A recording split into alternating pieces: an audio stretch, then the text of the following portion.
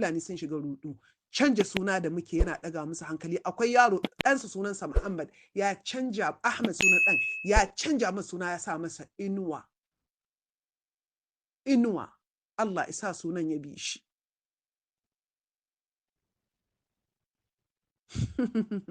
Ƙorama ku sun fi ƙarfin nawa. Ƙorama, in kuka sa ‘ya'yanku ƙorama, za ku ga ‘ya'ya masu ƙoƙari. Wanda ko da damuna su ba sa mura. Seriously. Duk ruwan da za a yi ƙorama, tana wasa aka ce, ita ce ni fa ƙorama ce. Ruwa baya mun komai, ni kaina ruwan ci. Ƙannanta sai ta faman atishawa. Uwar tana yawo a asibiti, ita kwa daren da ƙau abinta. Da haka ku sa wa ‘ya'yanku suna, suna yana bin mutum. Manzon Allah ma ai ya mana jan hankali. Da ana ta faman cece ku ce, ana zuwa ana tattaunawa da manzon Allah da mikiyansa. To waɗanda ake tafiya da su akwai wani ɗaya daga cikin sunansa Sa'ab.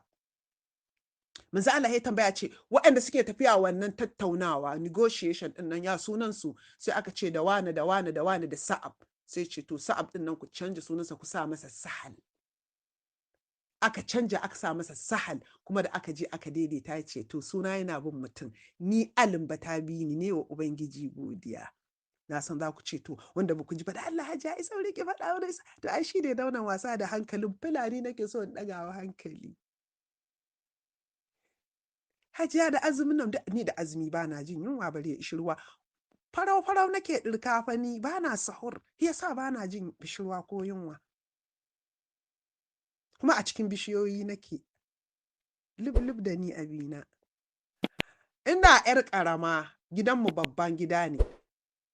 Da wuya ka ji an ce an yi wata 2-3 ba a yi suna a gidanmu ba. Yaran mata ne mijiya ƙarfi a gidan. To ni kuma ‘yar auta ce.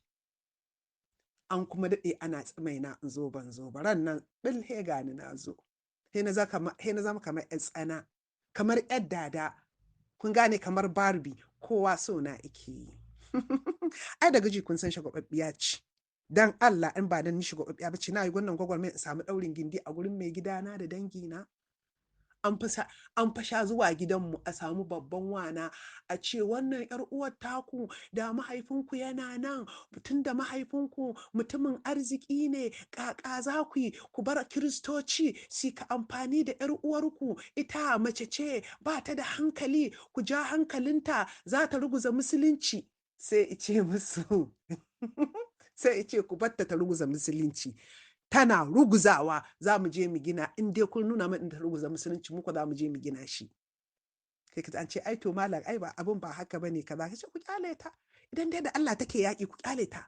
Inda za ta iya yakar Allah ku kyale ta. Shagwababbiya ce, ƴan lele ce. Ni ce ƙarshen haihuwa a gidanmu. Kuma aka sa min sunan yar babana wacce ta mutu tana yarinya. Kuma na auri wanda nake so. Da azumin nan na san wannan odiyon zai ɗaga wa Fulani hankali. Zan tura Mansur Sokoto. Allah sarki, Allah ji kan Tijjani. Ba a kira na sai da Alumbe. Kun san duk tare muka taso. To idan yaro yana kuka, sai in je in ɗauke shi a cinyar uwarsa. Sai in ce zan ba shi mama. Ba ina ganin ana bai yara mama ba? Ni ba ni da maman, amma ni dai kawai zan ba shi mama. Kuma ikon Allah, yaro in na ɗauko shi ko yarinya in na ɗauko ta, shi kenan ta daina kuka. To sai in zamanto a gindin bishiyarmu na gidanmu, dirimi. Kun san dirimi yana da bala'in sanyi lokacin bazara. To ita kuma mace in ta haihu, kun san muna da wata al'ada, sai an yi wanka sau 2 kuma duka da ruwan zafi. A yi wanka da safe, a yi wanka da la'asar. To in za a tafi wankan nan, ni fa ina cikin ɗaki gumi, kuma sai an haɗa garwashin wuta. Kai Hausawa ma fa suna da al'ada. Ga zafin rana, ga zafin ruwa, ga kuma wuta an kunna a ɗakin. In ta fito daga wannan ruwan zafin, he ta tsaya a kan wuta ta gasa jikinta, duk da ni ake gumi sharkaf. Ina gurin wannan ɗan lallafi. An ɗora min shi a hannuna, ba na motsi, ina kallonsa. A ɗauke in sa ihu, a ce ku ba ta shiru. to ina girma wannan son yara yana zuciyata. Wata ran kakata ta ce wayyo na shiga uku, ɗan nan ko ba za ta haihu ba ne, domin in mutum ya cika son yara wata baya haihuwa. Da aka yi aure na ta ce to Allah isa kin haɗe naki, da aka ce ina da ciki ta ce oh alhamdulillah, na ce ni ma zan haifi na. Ga ni ma na haifi na. To kafin a je aure da haihuwa, ‘ya'yan Fulani, wannan odiyon naku ne na baƙin ciki, na cusa muku baƙin ciki. To da na ɗan girma, a gindin bishiya akwai turame. Kun san mu al'adar mu ta ƙauye ana daka kayan miya ne, ana menene, kun san akwai gurin casa, shi yana waje. Amma gurin da ake daka kayan miya, ko in za a yi fura, kirɓin fura, ko in za a yi wasu abubuwa dai, duka wannan a ƙarƙashin wannan bishiyar, a nan turmi ike, a nan mata suke daka. To ni kuma a wannan gurin iskokina suke. Da tsiya da kuka sai da aka ɗebe turaman nan daga ƙarƙashin bishiyar nan, ya zama wannan bishiyar milki na ci. Kuma wannan bishiyar ita tafi kowace sanyi. Akwai bishiya ta ceɗiya, akwai ta mena, amma ita ta dirimi tana da bala'in sanyi kafin ta fara irin zuzzubewa ganyen nan nata. Kun san baya zubewa da yawa shi dirimi. ‘Yan ƙauye sun san abin da nake faɗa. Ta. Duk ɗan da ya kuka, a ce a kai shi gurin, a kawo shi gurina, a kai shi gurin Kattimi. Duk yaran da ya ce a kai shi gurin Kattimi. Kun san ni a gidan ba a ce wani Kaltum. Ni sunana Kattimi. A Kano kuma ana ce min Kaltimi a gayance. Mai gida kuma yana kira na Umma. Yes. ‘Ya'yan Fulani, da azumin nan dole yana cusa muku baƙin ciki fa. In kuka ji ina dariya, ina so in gigita kun ɓata muku rai.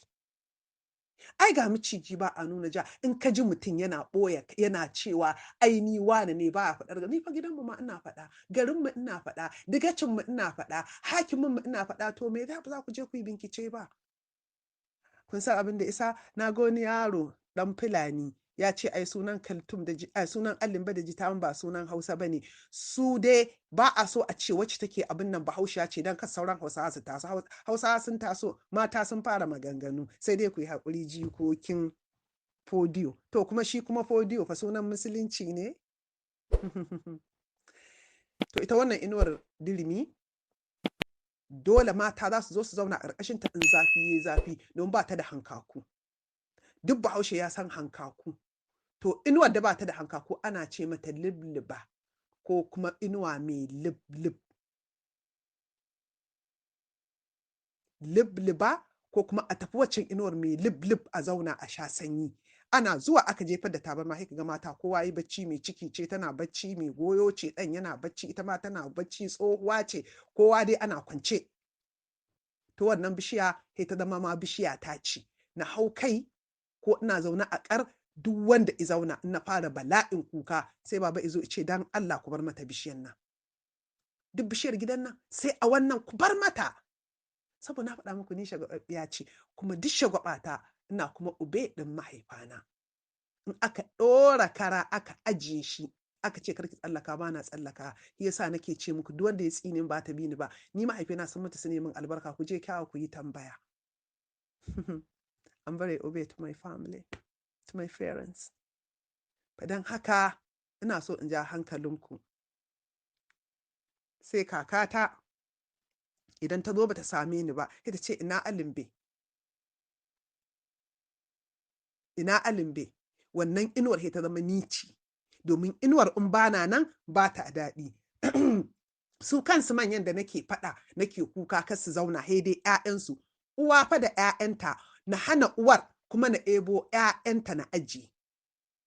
Duk ƴaƴan gidanmu zan ebo in tara su, muna wasa. Idan uwa tana so ta bai ɗanta abinci, ta ce to in zo in bashi abinci, ko in ce a'a kar ki zo, in zo in karɓi abincin ni in bashi. Tun ban iya goyo ba. A goya min, ina tafa ina rishi, ƴar siririya ce ni, he tsawo.